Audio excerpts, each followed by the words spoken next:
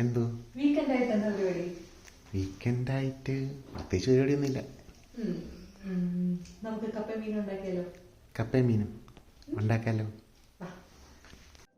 വാട്ടക്കപ്പ ആവശ്യത്തിന് എത്ര വേണോ അത്ര നോക്കാം. വാട്ടക്കപ്പ എന്ന് പറഞ്ഞാൽ കപ്പ ഇങ്ങനെ അരിഞ്ഞ് ക്ലീൻ ചെയ്തിട്ട് വെയിലത്ത് വെച്ച് ഉണക്കിയതാണ്. അപ്പോൾ അത് എത്ര നമ്മുടെ ആവശ്യത്തിന് വെച്ചാൽ അതിങ്ങനെ നന്നായിട്ട് ഉണക്കി വെച്ചിരുന്നാൽ എത്ര കാലം വേണമെങ്കിലും ഇരിക്കും. ലൈക്ക് 1 year ഓൾസോ ഇത് ഇരിക്കും. അപ്പോൾ നമുക്കത് വേണമെന്നുള്ളപ്പോൾ ഇങ്ങനെ എടുത്തിട്ട് കുറച്ച് ആവശ്യത്തിന് വെള്ളം ഒഴിച്ച് കുതിർക്കണം. ഏകദേശം ഒരു 1.5 മണിക്കൂർ കുത്തിട്ട് അത് പിന്നെ കഴുകി എടുത്തിട്ട് വേണം നമ്മളിത് കുക്ക് ചെയ്ത് കൊടുക്കാം. അപ്പോൾ ഞാൻ ഇങ്ങനെ കപ്പ ഇട്ട് വെള്ളം ഒഴിച്ച് വെച്ചിട്ടുണ്ട്. ഇത് ഏകദേശം ഒരു 1.5 മണിക്കൂർ കുതിരാൻ വയ്ക്കും. അപ്പോൾ ഈ കപ്പ ഇവിടെ കുതിർന്ന് വരുന്ന സമയത്ത് നമുക്ക് അതിനുള്ള മീൻകറിക്കുള്ള ഫ്രൈ ചെയ്യാനായിട്ടുള്ള ഇത് പ്രത്യേക തരത്തിലുള്ള മീൻകറിയാണേ. അപ്പോൾ ഫസ്റ്റ് ഉപ്പ് പറഞ്ഞുതരാം, പിന്നെ മഞ്ഞൾപ്പൊടി, പിന്നെ മുളക് പൊടി നമ്മുടെ എരിവിനനുസരിച്ചിടണം.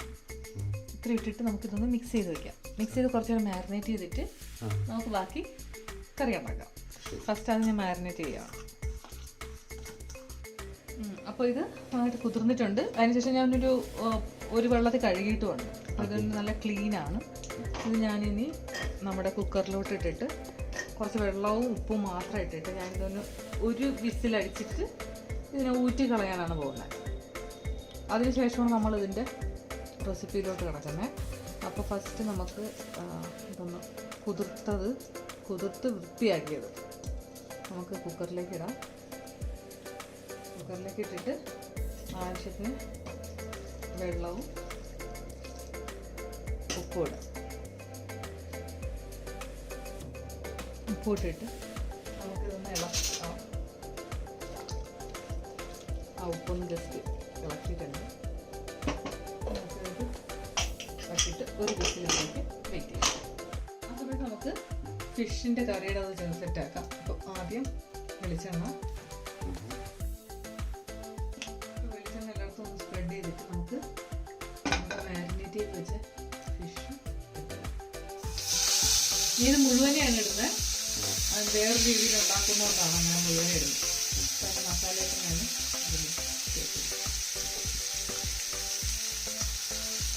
നമുക്കിതൊന്ന് ഫ്രൈ ചെയ്യാം. കുറച്ച് നേരം ഒരു ഭാഗം ഫ്രൈ ആയിട്ടുണ്ട്. ഇതൊന്ന് നമുക്ക് മറിച്ചിടാം. നമുക്ക് സൂക്ഷിക്കണം.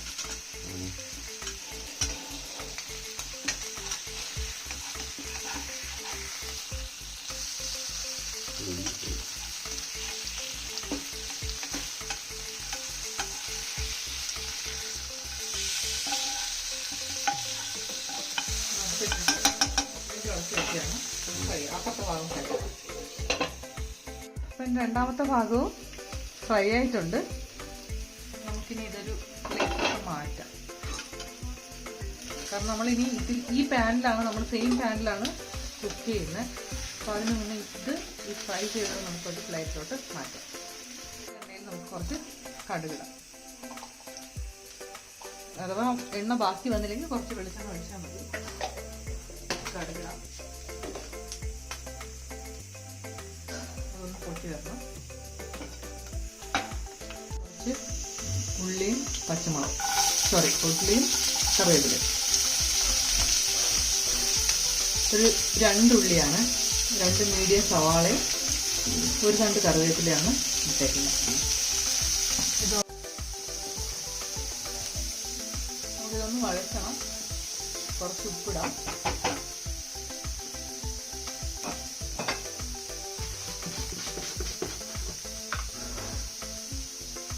കറിക്ക് ആവശ്യമുള്ള ഉപ്പിടണം ഈ സമയത്ത്. കാരണം നമ്മൾ മാരിനേറ്റ് ചെയ്യുന്ന സമയത്ത് കുറച്ച് ഉപ്പിട്ടായിരുന്നു. അതുകൂടാണ്ട് ഇതിപ്പോൾ കറിക്ക് വേണ്ടിയിട്ടുള്ള ഉപ്പാണ്. അത് ആവശ്യത്തിനിടാം. കാരണം നമ്മൾ തക്കാളിയും കൂടെ ഇടുന്നുണ്ട്. അപ്പോൾ അതനുസരിച്ചിട്ട് വേണം ഉപ്പിടാൻ. ഈ സമയത്ത് കുറച്ച് ഇഞ്ചി വെളുത്തുള്ളി പേസ്റ്റ്, അല്ലെങ്കിൽ ചിലർക്ക് ഇഞ്ചി ഇഷ്ടം ഉണ്ടാവില്ല. അങ്ങനെയുള്ളവരാണെന്നുണ്ടെങ്കിൽ വെളുത്തുള്ളി മാത്രമേ ഇട്ടാൽ മതി. ഇഞ്ചി വെളുത്തുള്ളി പേസ്റ്റ് ആഡ് ചെയ്യണം. ഉള്ളി ഒന്ന് വഴന്ന് വരുമ്പോൾ നമുക്ക് മഞ്ഞൾപ്പൊടി ഇടാം. ഞങ്ങൾ ഇതിൽ വേറെ ഒന്നും ഇടുന്നില്ല, മഞ്ഞപ്പൊടിയും മുളക് പൊടിയും മാത്രമേ ഇടുന്നുള്ളൂ, വേറെ ഒന്നും ഇടുന്നില്ല. ഇപ്പോഴേക്ക് മുളക് പൊടി എരിവിനനുസരിച്ച് ഞാൻ കുറച്ച് എരിവ് ഇഷ്ടമുള്ള ആളായതുകൊണ്ട് കുറച്ച് കൂടുതൽ ഇട്ടിട്ടുണ്ട്. ഇതൊന്നും കാശ്മീരി മുളക് പൊടി അല്ല ഇട്ടത്, ഇഷ്ടമാണെന്നുണ്ടെങ്കിൽ കാശ്മീരി മുളക് പൊടി കുറച്ച് കളറിന് വേണ്ടിയിട്ട് ഇടാം. ഇത് ഞാൻ വെറും സാധാരണ മുളക് പൊടിയാണ് ഇട്ടത്. പച്ചമുളകൊക്കെ ഒന്ന് മാറി വന്നിട്ടുണ്ട്, പച്ചമുളക് മാറിയിട്ടുണ്ട്.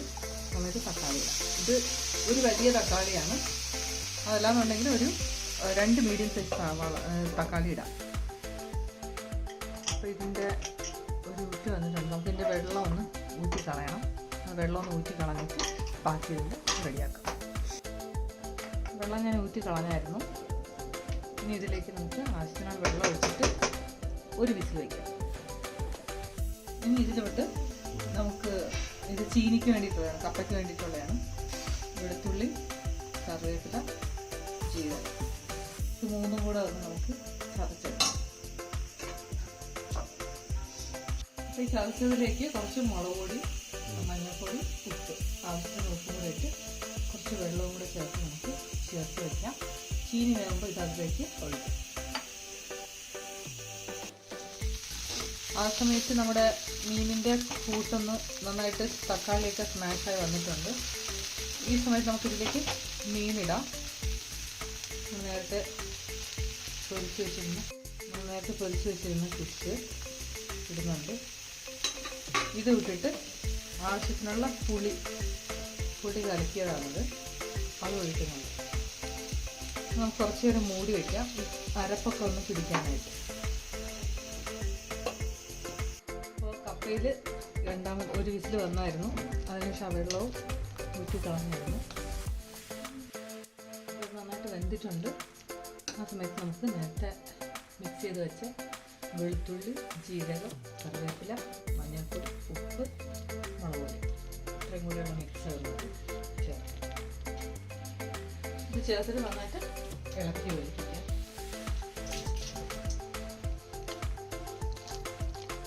ഇളക്കി ഒഴിപ്പിച്ചിട്ട് നമുക്കിതിലേക്ക് 1 സ്പൂൺ വെളിച്ചെണ്ണ ഒഴിക്കാം. വെളിച്ചെണ്ണ ഒഴിച്ചിട്ട് ഒന്ന്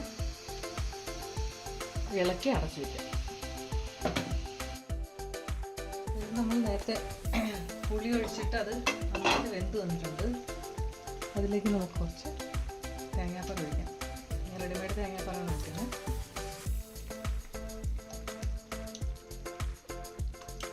നല്ലോണം തേങ്ങാപ്പാൽ ഒഴിച്ചിട്ട് വീണ്ടും കുറച്ച് നേരത്തേക്ക് മൂടി വയ്ക്കാം.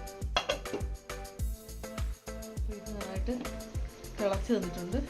ഈ സമയത്ത് നമുക്ക് കുറച്ച് ഉലുവ പൊടിച്ചതിടാം. ഈ ഉലുവ വറുത്ത് പൊടിച്ചതാണ്, നമുക്കിതിലേക്ക് ഇടാം. ഇട്ടിട്ട് അടച്ച് വെച്ചിട്ട് നമുക്ക് തീ ഓഫ് ചെയ്യാം. കപ്പയും മീൻകറിയും മുരിങ്ങയില തോരനും പുളിശ്ശേരി ചോറും.